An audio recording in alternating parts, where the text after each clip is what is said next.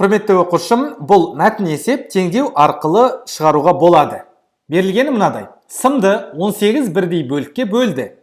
Егер сымды 12 бірдей бөлікке бөлетін болса, онда әр бөліктің ұзындығы 8 сантиметрге артады. Сымның ұзындығын анықтаңыз. Жақсы, бізде бірінші жағдай бар, 18 бөлікке бөлетін, және екінші жағдай, 12 бөлікке бөлеміз. Сымның ұзындығын табыңыз деп тұр, сондықтан x деп алайық. Сымның ұзындығы x болсын. Сонда 18 бөлікке бөлсек, әр бөліктің ұзындығы x бөлі 18 болады. Келсеміз, жалпы сымның ұзындығын 18-ге бөлдік.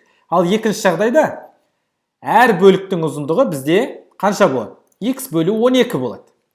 Жақсы. Енді осы екінші жағдайда ол бірінші жағдайға қарағанда 8 сантиметрге артық екен. Яғни біз мынаған 8-ге артады деп тұр ғой міне. Әр бөліктің ұзындығы 8 сантиметрге артады. Мынаған 8-ді қоссақ, мына бөліктің ұзындығы шығады деп тұр. Тең x бөлу 12. Міне теңдеу шықты. Енді x-тарды бір жаққа, сандарды бір жаққа жинаймыз.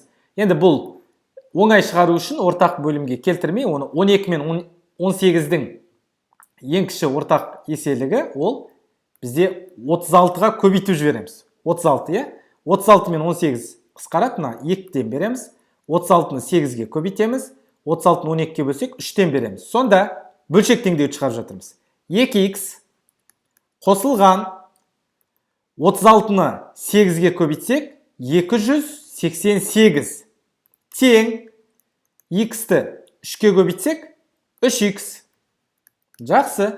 Сонда 2x-ті біз оң жаққа жіберейік. Минус 2x болып барады. 288 қалады өз жағында. Тең 3x азайту 2x, әрине 1x. x-тің мәні 1-ден шығып тұр. x тең 288 екен. Сонда мына жерде 8 сантиметрге артық екен пайдаланып теңдеуді құрастырдық. x-ті таптық. Жауабы С шықты 288 сантиметр.